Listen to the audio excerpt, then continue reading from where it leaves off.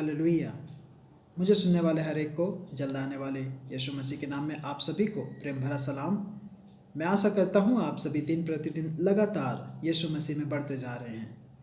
तो आइए मेरे प्रियो, आज का जो हमारा विषय है मनन करने का, वह इस प्रकार से है, आपके प्राण का क्या मूल्य है। आपके प्राण का क्या मूल्य है।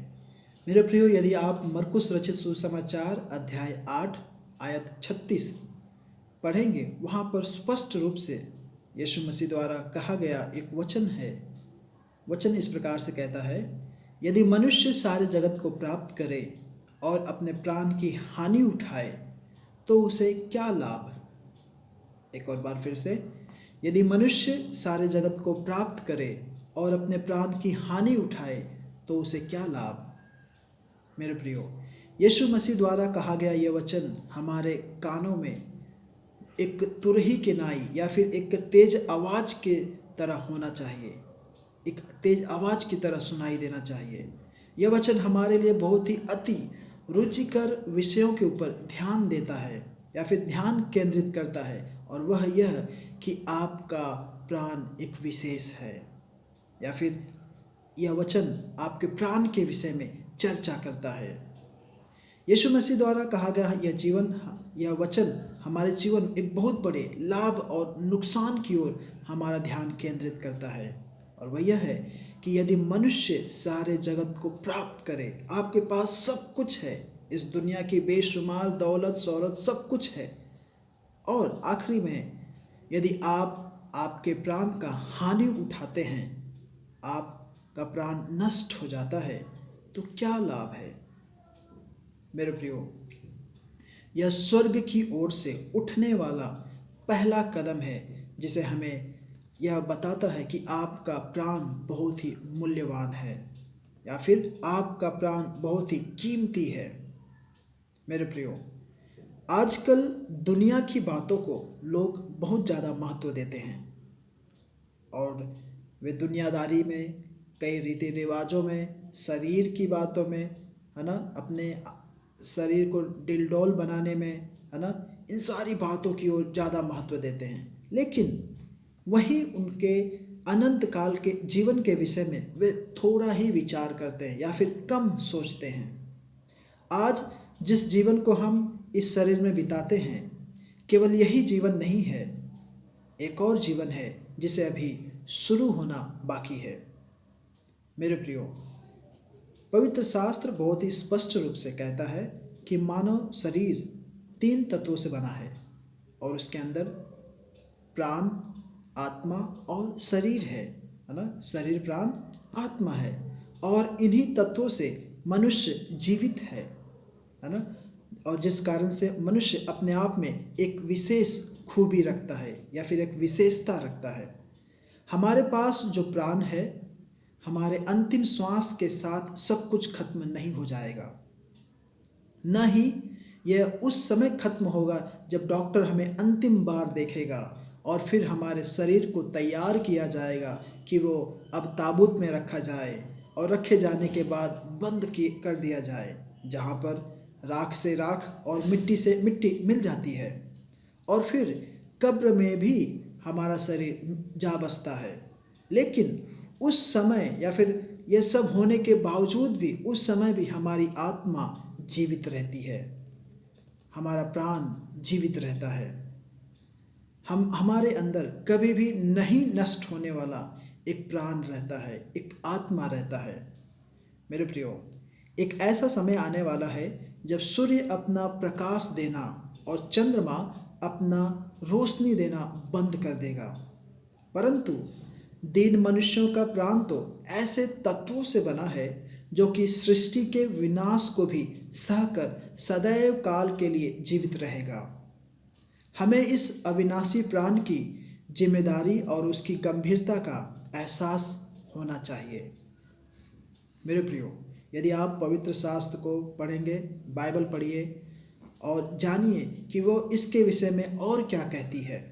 आप इस विषय में खोजें, आप प्रार्थना में प्रभु को खोजें, आप एक जगह खोजें और उस जगह में परमेश्वर के साथ एकांत में आप समय बिताएं।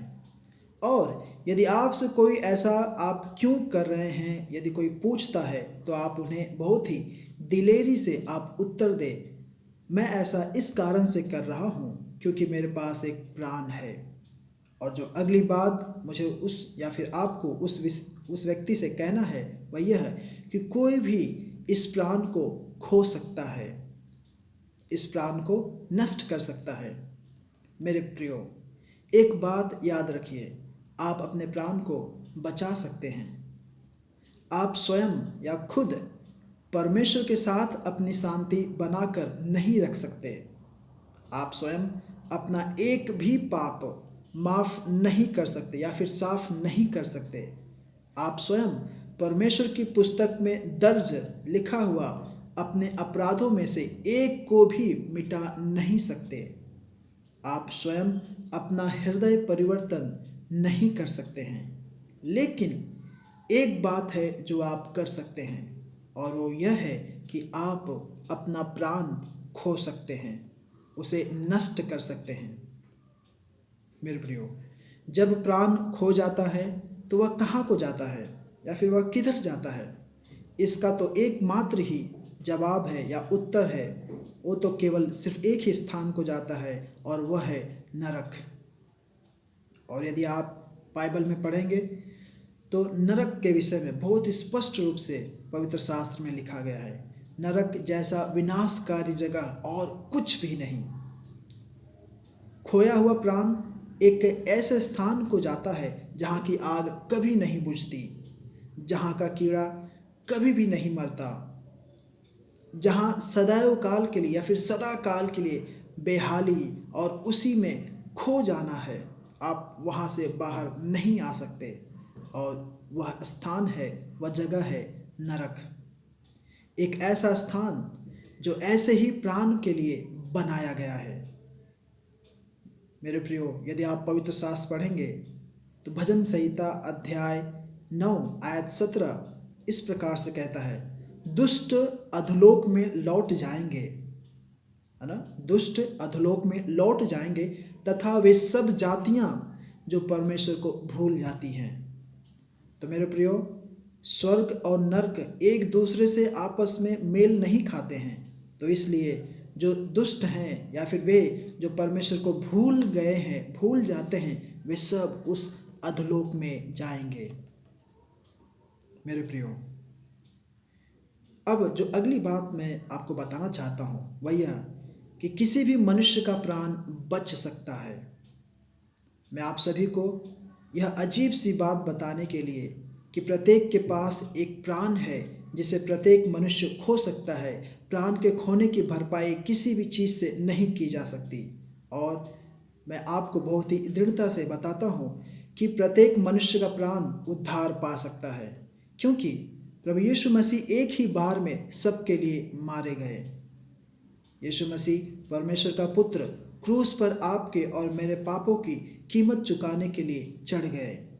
यदि आप पहला पत्रस अध्याय 3 आयत 18 पढ़ेंगे, मसीह ने हमारे अपराधों को, यीशु मसीह ने हमारे अपराधों को, हमारे पापों को अपने स्वयं के शरीर के ऊपर ले लिया और उस दंड को जो हम पर आना था अपने सिर पर ले लिया।